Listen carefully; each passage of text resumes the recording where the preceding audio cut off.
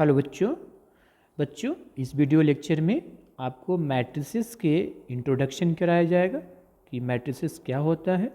ये मैट्रिक्स का पहला वीडियो लेक्चर है।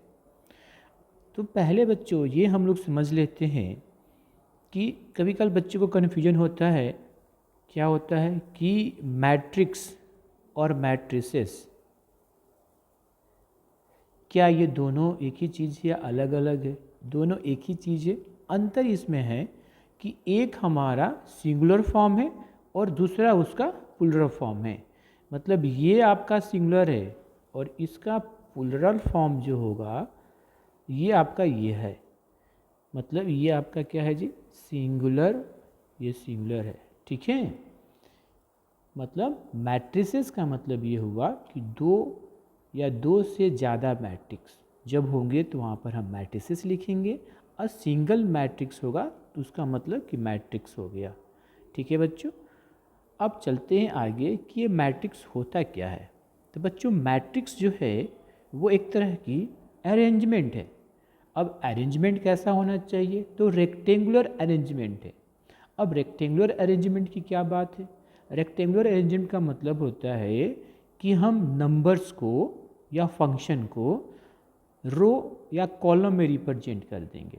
मतलब रो कॉलम का मतलब कि अरेंजमेंट ऐसे करेंगे कि एक लाइन बने, एक हॉरिजेंटल लाइन हो और एक वर्टिकल लाइन हो।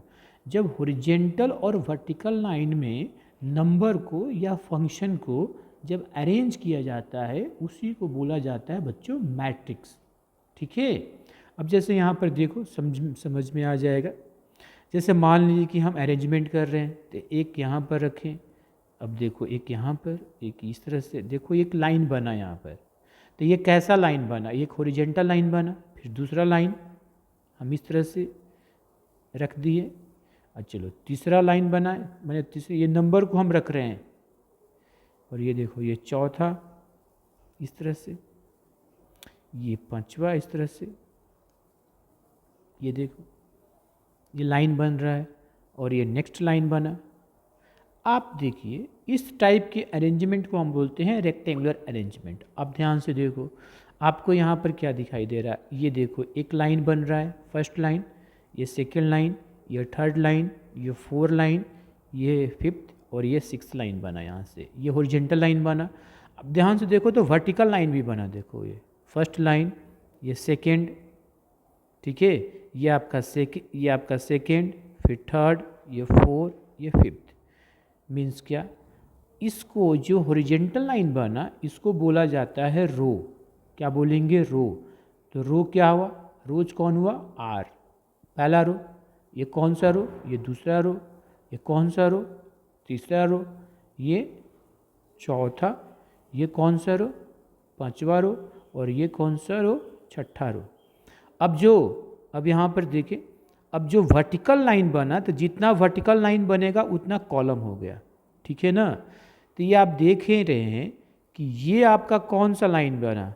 फर्स्ट वर्टिकल लाइन, और ये आपका सेकेंड, ये आपका थर्ड, ये आपका फोर और ये आपका फिफ्थ। इसी वर्टिकल लाइन को कॉलम बोलते हैं। कॉलम मतलब सी से रिप्रेजेंट किए, first column, second column, third column, fourth column, ये फिफ्थ कॉलम।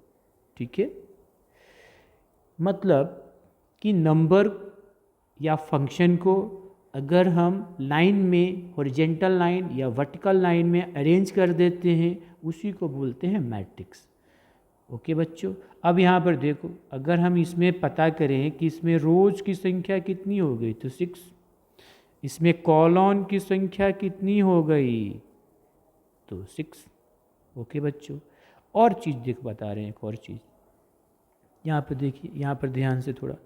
जैसे सपोज करो कि मैंने ये ऐसे एक लाइन ड्रॉ किया, ये फर्स्ट लाइन हुआ तुम्हारा, चलो ये तुम्हारा हो गया सेकेंड लाइन, ये तुम्हारा हो गया थर्ड लाइन, ये तुम्हारा हो गया आपका fourth line. Vertical line, sorry हाँ, ये वर्टिकल लाइन बनाते हैं। ये आपका हो जाएगा फर्स्ट लाइन, ये आपका क्या हो गया? सेकेंड लाइन, और ये आपका हो गया थर्ड लाइन। ओके। अब आपसे पूछा जाए बच्चों, यहाँ पर देखिए, अब आपसे पूछा जाए, अब देखो यहाँ पर ये क्रॉस कर रहा है यहाँ पर, अब इसकी पोजीशन क्या होगी? तो फर्स्ट हॉरिजेंटल और फर्स्ट वर्टिकल। इस हॉरिजेंटल लाइन को अगर हम रो बोल दें, मतलब इसको रो से रिप्रेजेंट करेंगे, तो ये फर्स्ट रो, ये सेकेंड रो, ये थर्ड रो और ये फोर्थ रो। और ये देखो फर्स्ट कॉलम, सेकेंड कॉलम, ये थर्ड कॉलम हो गया आपका। अब आ जाइए यहाँ पर, तो ये जो हमारा यहाँ पर देखिए बच्चों, अब देखो ये आपका जो कौन सी पोजीशन हुआ, तो फर्स्ट रो फर्स्ट कॉलम। ये आपकी कौन सी पोजीशन हुआ, तो फर्स्ट रो सेकेंड कॉलम। ये आपका कौन सा पोजीशन हुआ, तो फर्स्ट रो थर्ड कॉलम। अब देखो यहाँ पर सेकेंड रो फर्स्ट कॉलम, ये सेकेंड रो सेकेंड कॉलम, ये सेकेंड रो थर्ड कॉलम। यहाँ पर देखो थर्ड रो फर्स्ट कॉलम, यहाँ पर थर्ड रो सेकेंड कॉलम, ये देखो थर्ड रो थर्ड कॉलम। फिर नेक्स्ट देखो फोर्थ रो फर्स्ट कॉलम, ये देखो फोर्थ रो सेकेंड कॉलम, और ये क्या हुआ, फोर्थ रो थर्ड कॉलम। पहले कॉलम उसके बाद रो, ठीक है। अब जैसे हम यहाँ पर ये चीज़ें लिख ले रहे हैं, ये देखो ये 1 1 मतलब first row first column, 1 2 first row second column, 1 3, इसी तरह से 2 1 2 2 2 3 3 1 3 2 3 3 4 1, ये 4 2 और ये 4 3। ठीक है बच्चों, तो यहाँ पर ये पोजीशन पता चल गया कि किस पोजीशन पर कौन सा नंबर है, ठीक है ना, और कौन सा एलिमेंट है। ठीक है बच्चों, अब पहले रो को लिखेंगे उसके बाद ही कॉलम को लिखेंगे। पहले हम रो को लिखते हैं उसके बाद कॉलम को लिखते हैं। तो अब हम यहाँ पर समझ गए कि रो क्या हुआ। एक बात यहाँ पर समझ लो बच्चों कि रो का मतलब क्या। तो यहाँ पर देखिए रो आपका हो गया ये हॉरिजेंटल लाइन। अगर हॉरिजेंटल लाइन जो होंगे, हॉरिजेंटल लाइन में जितने एलिमेंट होंगे उसको रो बोला जाएगा। क्या बोला जाएगा जी, रो बोला जाएगा। यहाँ पर ऐसे लिख लेते हैं हॉरिजेंटल लाइन, ठीक है। उसके बाद कॉलम क्या होगा, कॉलम आपका हो जाएगा वर्टिकल लाइन। कॉलम आपका क्या हो जाएगा, तो वर्टिकल लाइन बच्चों। अब जितने वर्टिकल लाइन बनेंगे उतने कॉलम होंगे, बस, और कोई दिमाग नहीं लगाना है। जितने वर्टिकल लाइन होंगे उतने ही आपके कॉलम होंगे, और जितने हॉरिजेंटल लाइन होंगे उतने ही आपके रो होंगे बच्चों। तो ये आपका क्या हो गया, ये आपका वर्टिकल लाइन। वर्टिकल लाइन को ही हम क्या बोलेंगे, कॉलम। तो रो कॉलम समझ गए, पोजीशन समझ गए, मैट्रिक्स समझ गए। तो मैट्रिक्स को डिफाइन कर लेते हैं। कैसे डिफाइन करेंगे, तो मैट्रिक्स क्या है, तो matrix is a rectangular arrangement of numbers. अब नंबर क्या होगा, रियल भी हो सकता है, कम्प्लेक्स भी हो सकता है, और फंक्शन को मैट्रिक्स बोला जाएगा। चलो इसको हम डिफाइन कर लेते हैं, ठीक है। अब बच्चों देखो मैट्रिक्स को डिफाइन किया गया, यहाँ पर जो आपको बोला गया उसी को डिफाइन कर दिया गया। यहाँ पर क्या बोल रहा है, देखिए यहाँ पर कि ये मैट्रिक्स जो है, a matrix is a rectangular arrangement of numbers. Number कैसा हो, रियल और कम्प्लेक्स और function, okay. A matrix is enclosed bye, इस तरह के ब्रैकेट या ये ब्रैकेट हम से एनक्लोज करते हैं। नेक्स्ट देखिए, a matrix is denoted by capital letters. Capital letter से डिनोट किया जाता है, जैसे capital A, capital B, capital C, capital X, capital Y, capital Z से। अब देखो जो नंबर होता है, द नंबर्स और elements are called the elements और एंट्रीज ऑफ द मैट्रिक्स। मतलब जो मैट्रिक्स नंबर को अरेंज किया गया है, वो नंबर को हम क्या बोलेंगे, उस मैट्रिक्स का एलिमेंट्स बोलेंगे, या उस फंक्शन को क्या बोलेंगे, उस मैट्रिक्स का एलिमेंट बोलेंगे, ठीक है, या मैट्रिक्स का एंट्रीज बोलेंगे, ठीक है। अब यहाँ पर देखिए ये एलिमेंट जो होते हैं मैट्रिक्स का, वो किससे डिनोट करेंगे, तो स्मॉल लेटर से करेंगे। अब कुछ बच्चों यहाँ पर हम एग्जाम्पल लेते हैं जो आपको समझ में आ जाएगा। तो चलिए हम यहाँ पर बच्चों एग्जाम्पल ले लेते हैं, ठीक है। चलिए देखिए यहाँ पर हम एक एग्जाम्पल लेते हैं, जैसे फर्स्ट एग्जाम्पल लिए, तो मैट्रिक्स को हम कैसे रिप्रेजेंट करेंगे, कैपिटल लेटर से। अच्छा, अब देखो नंबर को हमें अरेंज करना है, तो रो और कॉलम में करेंगे। जैसे यहाँ पर 2 रखें, यहाँ पर 3 रखें, यहाँ पर 4, ठीक है, यहाँ पर 6, यहाँ पर 7, यहाँ पर -3, यहाँ पर 0, यहाँ पर 1 और यहाँ पर 8 रख दिए। अब देखो, अब इसको ऐसे ब्रैकेट से हम कवर कर देंगे, इस तरह से ब्रैकेट से कवर कर देंगे। अब यहाँ पर देखो इसमें रो की संख्या कितनी है। अब देखो ये हॉरिजेंटल लाइन बना, देखो एक हॉरिजेंटल लाइन बना, तो ये पहला फर्स्ट रो, दूसरा हॉरिजेंटल लाइन बना, ये देखो ये आपका क्या हो गया सेकेंड रो, आपका ये देखो तीसरा हॉरिजेंटल लाइन बना, ये क्या हो जाएगा थर्ड रो। तो रो की संख्या इसमें कितना हो गया 3। कॉलम यहाँ पर देखो वर्टिकल लाइन तो फर्स्ट कॉलम, ये देखो दूसरा वर्टिकल लाइन तो सेकंड कॉलम, ये देखिए तीसरा वर्टिकल लाइन तो ये आपका कितना हो गया थर्ड कॉलम। ओके बच्चों, अब बताइए इसमें रोज की संख्या कितना हो गया 3 एंड कॉलम की संख्या कितना हो गया इसमें तो हो गया 3। ओके बच्चों, अब दूसरा एग्जाम्पल देख लीजिए। दूसरा एग्जाम्पल जैसे मान लीजिए कि हमने एक मैट्रिक्स बी ले लिया, ठीक है। अब नंबर में कम्प्लेक्स नंबर भी रख सकते हैं। अब जैसे हमने कम्प्लेक्स नंबर लिखा है 2 + आयोटा, यहाँ पर होटा आयोटा -2, ठीक है। यहाँ पर हम रख दिए क्या 4 आयोटा, यहाँ पर माइनस आयोटा और यहाँ पर रखें 3, ऐसे रख दिए। चलिए इसको भी नंबर में हम अरेंज किए, इसमें देखो कितना रो और कॉलम बन रहा है। आप देखिए, ये देखिए पहला लाइन तो फर्स्ट रो, ये दूसरा line horizontal, second row, vertical line कितना बन रहा है 1 2 और ये 3, तो 3 कॉलम, तो रो कितना हो गया पहला फर्स्ट और ये आपका सेकेंड रो। कॉलम देखो ये आपका फर्स्ट कॉलम, ये आपका सेकेंड कॉलम और ये आपका थर्ड कॉलम। तो बताइए इस मैट्रिक्स में रोज कितने हैं 2 एंड कॉलम कितने हैं बच्चों, तो देखो कॉलम बच्चे कितने आ जाएंगे 3 है। चलिए अब एक और एग्जाम्पल लेते हैं। अब नंबर के जगह फंक्शन भी रख सकते हैं, हाँ रख सकते हैं। चलो इसको हम ऐसे ए बी सी किसी से भी रिप्रेजेंट करते हैं। चलो हम सी ले ली, सी एक तरह की मैट्रिक्स है आपका। चलिए इस तरह के ब्रैकेट डाल, अब क्या कर यहाँ पर हम रख दिए देखो ये sin² रख दिए, यहाँ पर क्या रख दिए तो ये देखो ये sin² माइनस cos² रख दिए इस तरह से। उसके बाद यहाँ पर ये cos² रख दिए, यहाँ पर ऐसे रख दिए ये माइनस sin² इस तरह से रख सकते हैं। यहाँ पर आपका x² भी हो सकता है, इधर हमने रख दिया x², यहाँ पर रख दिया माइनस cos², ऐसे रख सकते हैं। देखो ये फंक्शन है, ये भी एक फंक्शन है, ठीक है। अब इसमें कितने रो और कॉलम बन रहे हैं, देखो कितने हॉरिजॉन्टल लाइन, ये बना एक, ये आपका हॉरिजॉन्टल लाइन बना, यहाँ पर आप देख सकते हो। ये आपका ये देखिए ये पहला बना, ये दूसरा बना, ये तीसरा बना, तो ये 3 हॉरिजॉन्टल लाइन 3 रो हो गए, हमने यहाँ पर दिखा दे रहे हैं। ये आपका फर्स्ट रो, ये आपका सेकेंड रो और ये आपका थर्ड रो। अच्छा कॉलम कितने बन रहे हैं, तो ये देखो फर्स्ट कॉलम और ये आपका सेकेंड कॉलम।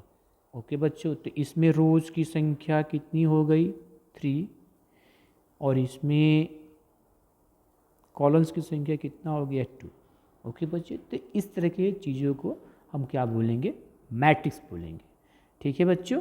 अब आगे देखो, अगर हमें जनरल, अगर इसको हम एम रोज और एन रो की संख्या हमारा कितना हो एम हो और कॉलम की संख्या हमारा एन हो, तो कैसे इसको हम लोग बनाएंगे, ठीक है। उसको हम डिफाइन करते हैं यहाँ पर। देखिए बच्चे यहाँ पर क्या इन जनरल, अगर हम एक मैट्रिक्स जिसमें एम रोज हो और एन कॉलम्स हो तो उसको हम कैसे डिफाइन करेंगे, मतलब उसका जनरल फॉर्म क्या होगा। तो ये आपका क्या हो गया बच्चों, ये आपका हो गया जनरल फॉर्म। ये क्या हो गया, तो ये आपका हो गया जनरल फॉर्म। तो देखिए इसमें रो की संख्या कितना होगा तो एम और कॉलम की संख्या कितना होगा एन। यहाँ पर देखिए ये पहला आपका रो होगा, ये देखो फर्स्ट रो यहाँ पर दिखाई दे रहा है, ये आपका फर्स्ट रो, उसके बाद सेकेंड रो, ये थर्ड रो। देखो ऊपर से नीचे आएंगे, डाउन में ऊपर से नीचे हमारा लाइन आएगा तो रो की संख्या बढ़ेगा और लेफ्ट से राइट जाएगा तो कॉलम की संख्या बढ़ेगा। ओके बच्चों, तो ये आपका फर्स्ट रो, ये आपका सेकेंड रो और ये आपका थर्ड रो, डैश डैश ये कौन सा रो हो जाएगा तो एम रो हो जाएगा।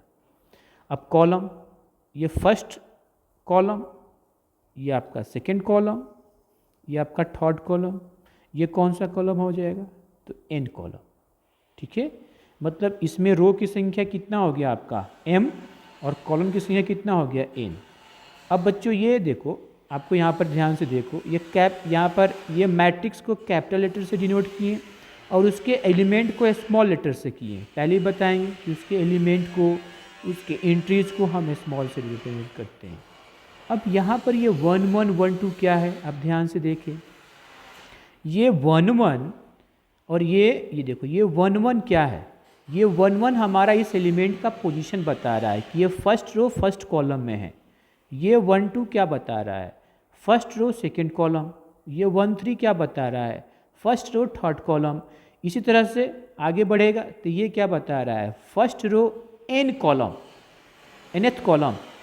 यहाँ पर देखो सेकेंड रो फर्स्ट कॉलम, ये देखो सेकेंड रो सेकेंड कॉलम, ये देखो सेकेंड रो थर्ड कॉलम। ये क्या बता रहा है, सेकेंड रो nth कॉलम। उसी तरह से ये सभी बता रहा है, देखो ये क्या बता रहा है, तो mth रो और nth कॉलम। ठीक है, अच्छा अब क्या इसको हम कॉम्पैक्ट फॉर्म में लिख सकते हैं, छोटा फॉर्म में? हाँ लिख सकते हैं।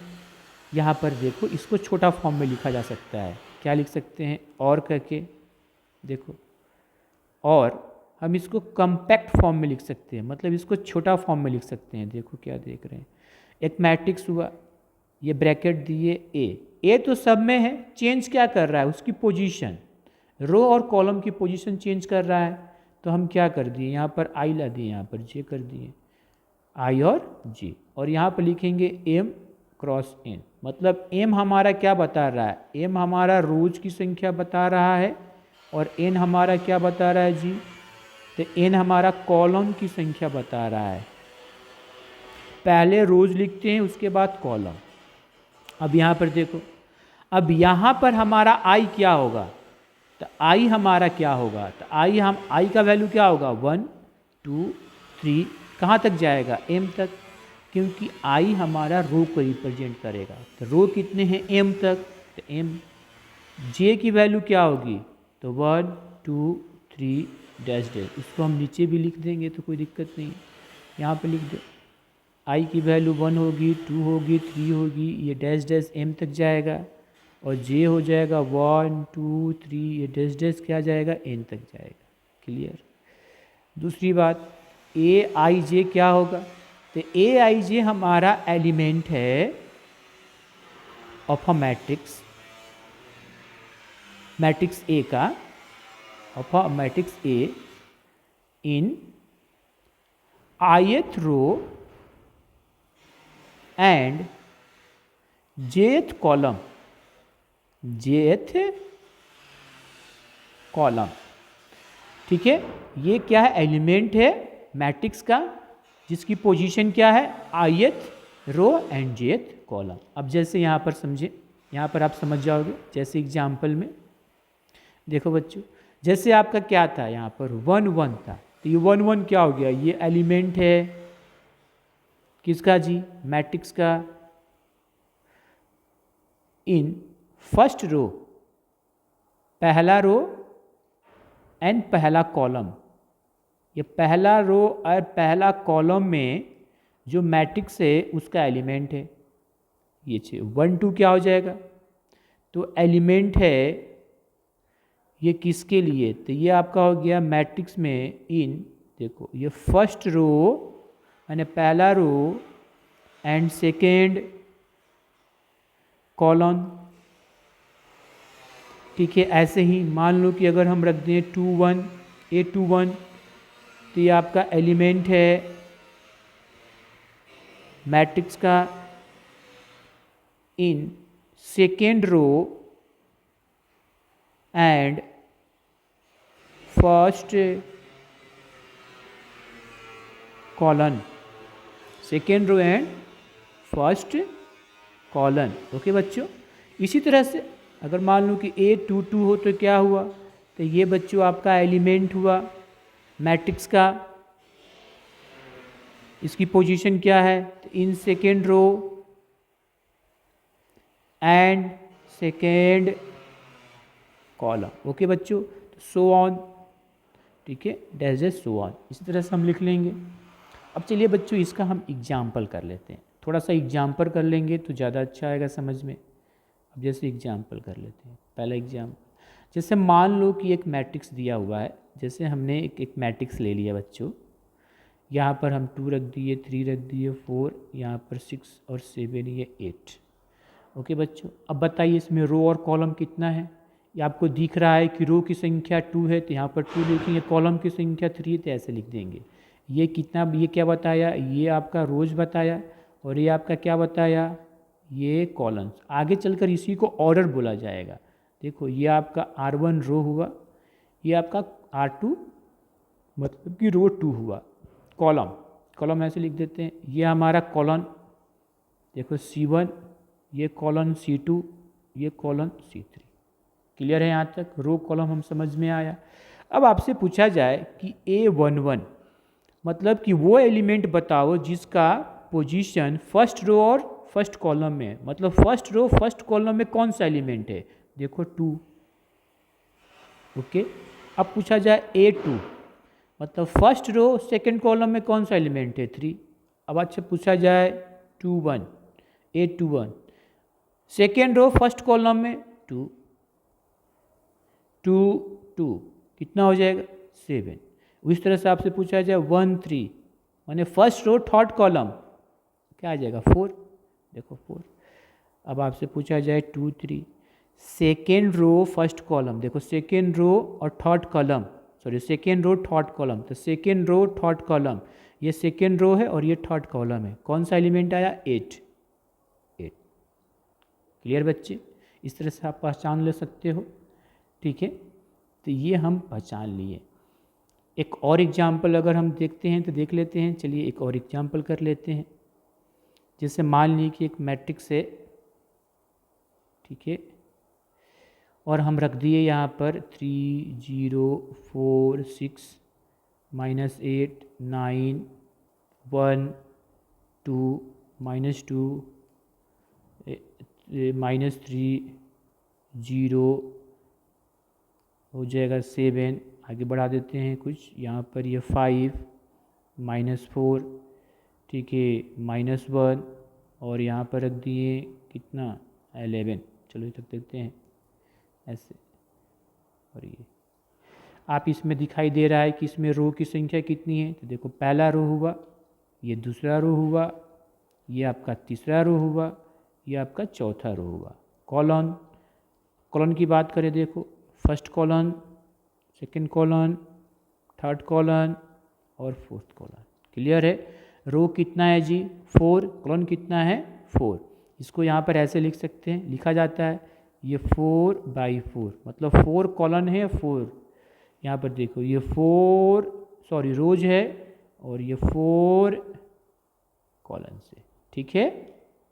अब अगर हमें ऐसे कुछ एलिमेंट अगर पता करना हो, जैसे हमें पता करना हो कि 1 1, तो 1 1 क्या हो जाएगा जी, तो फर्स्ट रो और फर्स्ट कॉलम में क्या एलिमेंट है, तो फर्स्ट रो और फर्स्ट कॉलम में देखो ये 3 है, ये आपका 3 हो गया, ठीक है। अब अगर बात करेंगे कितना, तो A12 का, तो A12 कितना आएगा 0, देखो फर्स्ट रो सेकंड कॉलम में।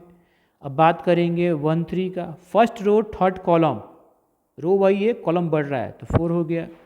अब बात करेंगे कितना A14 का, A14 का मतलब फर्स्ट रो, आपसे बात किया जा रहा है, आपसे पूछा जा रहा है कि फर्स्ट रो और फोर्थ कॉलम कितना हो जाएगा 6।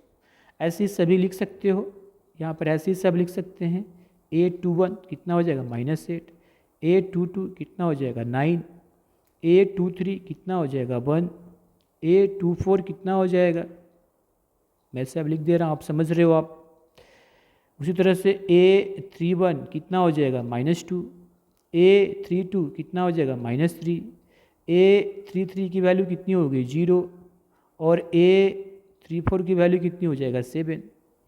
यहाँ पर देखो A41 की वैल्यू 5, A42 का वैल्यू -4, A43 का वैल्यू कितना हो गया -1 और A44 का वैल्यू कितना हो गया 11। तो ये आपको समझ में आ गया। आगे बच्चों ऑर्डर क्या होता है, वही रो और कॉलम को क्रॉस के फॉर्म में लिखते हैं वही ऑर्डर होता है। ठीक है, तो डिफाइन करते हैं ऑर्डर को। अब बच्चों देखो यहाँ पर ऑर्डर को डिफाइन कर दिया गया है। ऑर्डर क्या होता है, मैट्रिक्स का ऑर्डर क्या होता है, रो और कॉलम को ही ऑर्डर बोला जाता है। जैसे यहाँ पर देखिए, यहाँ पर डिफाइन किया गया है कि अ मैट्रिक्स हैविंग, यहाँ पर लिखा है a matrix having M rows and N columns is called a matrix of order M cross N, simply M cross N matrix. जैसे पढ़ते कैसे हैं, तो एम बाई एन। अब इसको कैसे पढ़ेंगे, एम बाई एन, मतलब एम आपका रोज हो गया, एन आपका कॉलम हो गया। पहले रोज उसके बाद कॉलम। ठीक है बच्चों, अब जैसे देखो यहाँ पर कुछ एग्जाम्पल करके हम समझते हैं। जैसे एग्जाम्पल, फर्स्ट एग्जाम्पल, अगर आपका कोई मैट्रिक्स दिया हुआ है, ठीक है, और आपका कोई मैट्रिक्स दिया हुआ है, यहाँ पर 2 3 4 6 8 9 दिया हुआ, ऐसे दिया हुआ। अब बताओ इसका ऑर्डर क्या है, तो हमें पता करना पड़ेगा कि इसमें रोज़ की संख्या कितनी है, कॉलम की संख्या। तो रोज़ कितने हो गए, 1 और यहाँ पर 2। कॉलम की संख्या कितनी है, 3, 1 2 और 3। तो बताओ इसके ऑर्डर कितने हो गए, तो 2/3। यहाँ भी ऐसे लिखा होता है 2/3, मतलब ये रोज हो गए, ये कॉलम हो गए, ये आपका रोज हो गया और ये आपका कॉलम्स हो गया। चलिए और कुछ एग्जाम्पल लेते हैं। जैसे मान लो कि एक कोई हम मैट्रिक्स बी ले लिए। अब मैट्रिक्स बी हम ऐसे ले लेते हैं, देखो जैसे ये 2 3 4 6 ऐसे ले ली। अब बताओ इसमें रोज और कॉलम, कुछ दिमाग नहीं लगाना है, आप इसमें देख लो कि कितने हॉरिजेंटल लाइन बन रहे हैं और कितने वर्टिकल लाइन बन रहे हैं। यहाँ पर देख लो हॉरिजेंटल लाइन कितने बन रहे हैं, 1, तो रोज 1 हो गया। वर्टिकल लाइन कितने बन रहे हैं, देखो 1 2 3 और 4। वर्टिकल लाइन कितने बने, 4 4, तो रोज कितने हो गए, मानी कॉलम कितने हो गए, 4। तो रोज हो गए देखो R1, कॉलम कितने हो गए, C1 C2 C3 और C4। इसका ऑर्डर कितना हो गया, तो रोज पहले 1/4 यहाँ पर लिख देते हैं। इसका ऑर्डर कितना हो गया जी, तो 1/4। ओके, अब जैसे इसी तरह से देखो एक और एग्जांपल लेते हैं। मान लो कि आपका कोई ए मैट्रिक्स दिया हुआ, ऐसे लिखा हो, ऐसे दिया हो, ठीक है, यहाँ पर 6 8 और यहाँ पर 7। बताओ इसमें रोज और कॉलम कितने हो गए, फिर वही देखो लाइन कितने बन रहे हैं, वर्टिकल लाइन और हॉरिजॉन्टल लाइन कितने बन रहे हैं, देख लो। तो यहाँ पर वर्टिकल लाइन कितने बन रहे हैं, वर्टिकल लाइन तो हमारा एक ही बन रहा है, तो कॉलम एक ही हो गए। हॉरिजॉन्टल लाइन कितने बन रहे हैं, 3, देखो 1 2 और ये 3। समझ में आई बात है। तो यहाँ पर हम लिख लेंगे, देखो यहाँ पर ये लिख लेंगे, ये कितने हो गए, रोज R1, ये R2 और ये आपका R3। कॉलम कितने हो गए, 1। इसका मतलब इसका ऑर्डर 3/1। आपका इसका ऑर्डर कितना हो गया, तो 3/1। ये हो गया आपका रोज और ये आपका हो गया कॉलम। ओके बच्चों, अगर एक देखो एक और एग्जांपल ले लेते हो जो आपको ऑर्डर क्लियर। जैसे एक कोई मैट्रिक्स ले लिए और यहाँ पर 2 है। अब इसमें पूछा जाए ऑर्डर कितने हैं, अब बताओ इसमें रो कितने बन रहे हैं। इसमें रो देख रो तो एक ही बन रहे हैं, एक हॉरिजॉन्टल लाइन और एक आपका वर्टिकल लाइन। ठीक है, तो रो हमारा एक हुआ, कॉलम हमारा 1 हुआ, तो 1/1। तो ये हो गया 1/1। तो इसका बच्चों ऑर्डर कितना हो गया, इसका ऑर्डर क्या लिखेंगे, 1/1। ओके बच्चों, इसका ऑर्डर आपका 1/1। अब सबसे इम्पॉर्टेंट चीज़ आपको बताया जा रहा है कि इम्पॉर्टेंट चीज़ जो बहुत ही इम्पॉर्टेंट है, नोट में डाल के लिखे कि अगर एक मैट्रिक्स का रोज m हो, कॉलम n हो, तो उसका ऑर्डर कितना हो गया, m/n। तो उसमें एलिमेंट की संख्या कितना होगा, mn। तो यहाँ पर लिख लेते हैं, if a matrix has m rows and n columns, कहने का मतलब हुआ that is m cross n matrix, then number of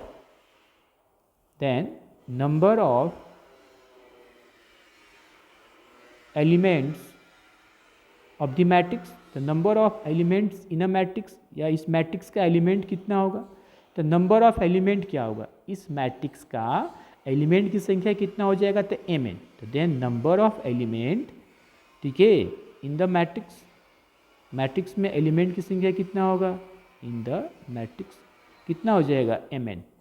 ये बहुत इंपॉर्टेंट है, mn।